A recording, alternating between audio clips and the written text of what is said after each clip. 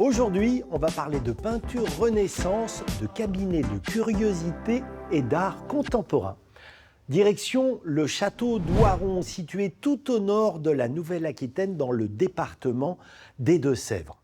Sa proximité avec l'Anjou explique sa silhouette, son architecture qui ne sont pas sans rappeler celle des châteaux de la Loire. En 1550, Claude Gouffier, grand amateur d'art, proche de François Ier, décide de métamorphoser le logis médiéval en un élégant et majestueux château Renaissance. Son chef-d'œuvre, le voici, une exceptionnelle galerie de 55 mètres de long, ornée de peintures ayant pour thème la mythologie grecque. Au XVIIIe et XIXe siècle, le désintérêt des propriétaires et les coûts d'entretien mettent à mal le château, proche de la ruine. L'État l'achète en 1946. Il est sauvé, mais désespérément vide.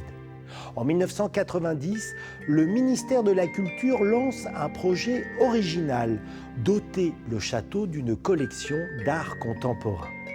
L'idée géniale est de ne pas s'être contenté d'empiler les œuvres, mais de passer commande de créations originales autour d'un même thème, les cabinets de curiosités, ces salles où les seigneurs exposaient jadis des objets singuliers, bizarres. Ainsi est née la collection Curios et Mirabilia, Curiosités et Merveilles. Le visiteur déambule au milieu d'œuvres créées par des grands noms de l'art contemporain comme Thomas Grunfeld, Christian Boltanski, Daniel Spoeri.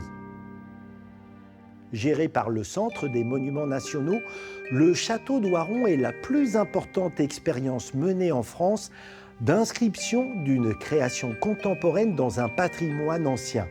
En renouant avec l'esprit de curiosité de la Renaissance, ce monument réussit magistralement à faire dialoguer passé et présent.